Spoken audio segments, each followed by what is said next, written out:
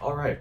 Hey guys, welcome back to Jalen's Reviews. And today we're reviewing the new album from indie folk darling, now pretty mainstream for being honest, but still folk artist Bon Iver, Bon Iver, Big Boner, Ivy Bon, Bon Iver, titled SABLE, fABLE, continuing with the weird naming conventions of his previous records. I'm not sure why he does it to this day, but he does it. Coming through this first record in 6 years, this album was actually teased with an EP last year that I reviewed and thought was okay, kind of mediocre, not all that adventurous production-wise, and having the signature, metaphorical, mature songwriting that he's known for. But in pockets, the writing itself was sort of bland, the vocals were a bit spotty, I thought.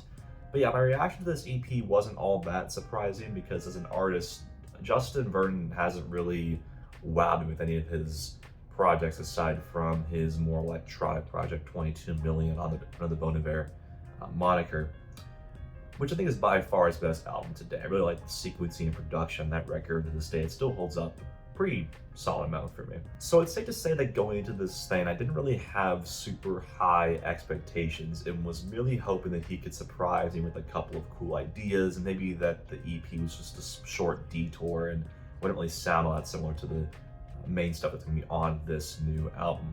Although my hopes for that were sort of dashed, at least I thought, by the fact that this record is actually 2 discs. The first disc being the 4 tracks from the EP. But gotta say, this album kinda surprised me because it's easily one of, if not my favorite set of songs Bon Iver has released in his entire career. In fact, if the original EP wasn't attached to this thing, it would pretty handily be my favorite project from him in his entire career. And the main reason for that is not just because the sound of this is actually unlike anything in his entire catalog, but also because not that this album is predictable or anything, but because this record actually feels like a very sensible and deliberate progression in terms of the story that is laced throughout his various projects. On SABLE, fABLE, Justin uses a lot of new styles that complement his original folk roots in a very cohesive and gorgeous way, honestly.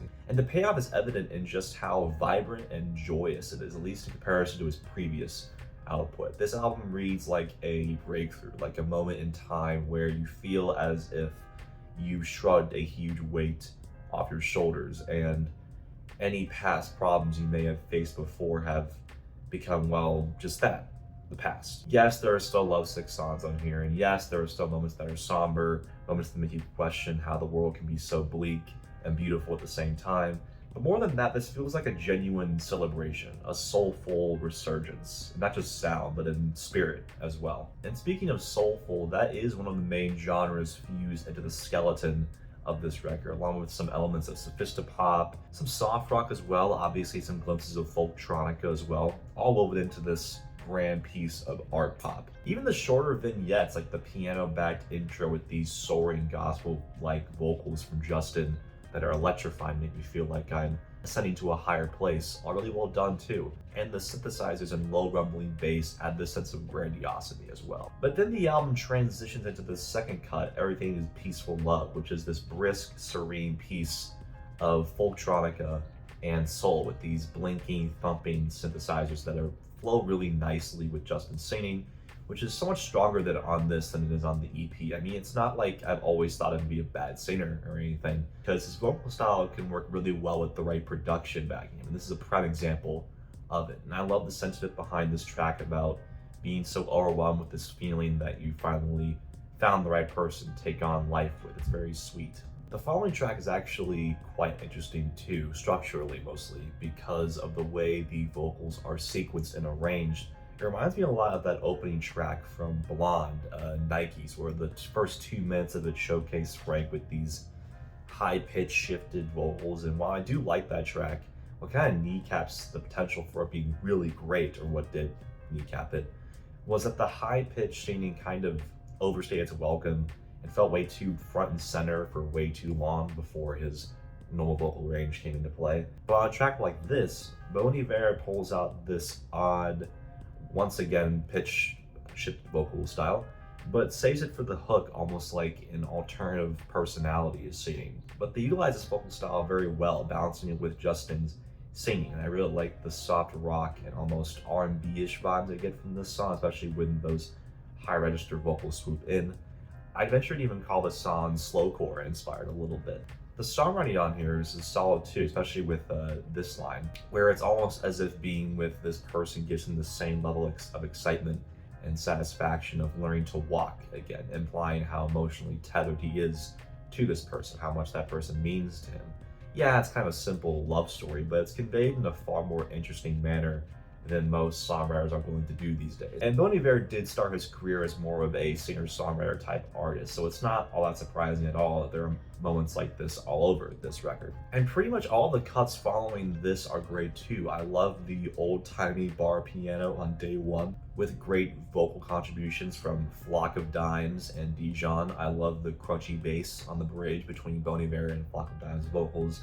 And just the very small bits of solo instrumentation in this song really makes it worth it, especially with the Balearic guitar in the second half. And then the following track, From, will easily go down as one of Bon Iver's best songs ever, at least for me. It is such a gallant, emotional, high-reaching piece of soft rock that definitely has some heavy Tusk era Fleetwood Mac influences, and the vocal harmonies between Justin and whoever else has sampled or contributed to the vocals on the track is not listed, but that section on the chorus is stunning as well. That "Don't Let It Trouble Your Mind" chorus pops really nicely, and the build-up for the final verse is a wonderful crescendo. Instrumentally, it's not all that complicated, but it's just a really smooth listen. "I'll Be There" isn't one of my favorites production-wise, but the singing from Justin is quite a bit more emotionally charged than most songs on here, especially with the higher notes. The organs on this track are certainly a nice touch too. The next track, If Only I Could Wait, utilizes this odd sample of some electronic synths that ring with passion in the mix, and I love the distorted guitars mixed with the folktronica elements. It does remind me a bit of something off 22 Million or even I, honestly, and the vocal chemistry between Justin and the featured singer Danielle Haim go over super smoothly, and the vocal harmonies that they share towards the end are super ear-grabbing and endearing and beautiful. And There's a Rhythm and Au Revoir close the record on a more melancholic but still hopeful note, and the songwriting on the former track really takes center stage as it features Justin contemplating on his personal growth, his emotional maturity over the years, and refamiliarizing himself with places from his past that made him what he is today, with the lyrical sentiment of finding a rhythm being about finding that balance of change whilst holding on to those people or core tenets of your childhood or past that have formed you as a person. Again, just really solid piece of songwriting, delicate but peaceful instrumentation. And the final track, while it's no showstopper, it's a nice subtle twinkling piano closer that helps the album's flow and pacing towards the end. Yeah, I thought this was really good. I thought this was a really solid album from Bon Iver, easily one of his best. It's a damn shame that the EP is attached to this thing, because if it wasn't, this would be by far my favorite project from him. But as it stands, while I do think the 4 tracks that encompass the disc 1 of this record definitely give the album a middling start, the rest of the record is chock full of great soulful production, fantastic vocal harmonies, and captivating songwriting that showcase Justin finding some newfound peace and happiness late in his long-spanning musical career, and listening to him express that was quite wonderful. I'd give this record a 79. It would honestly be in the mid-80s if not for the kind of first third, but yeah, it's still a really good project that'll probably make my top 25 records at the end of the year. I just did not see this coming. But what do you guys think about this thing? Is this one of your favorite Bon Iver projects too? And if so, why? Or if not, then why not? I'd like to know how many of you out there are die-hard Bon Iver fans. All right, that's all I got for today. Please like and sub, comment, and all that. Thank you for watching. Thanks so much for watching. I'll see you later.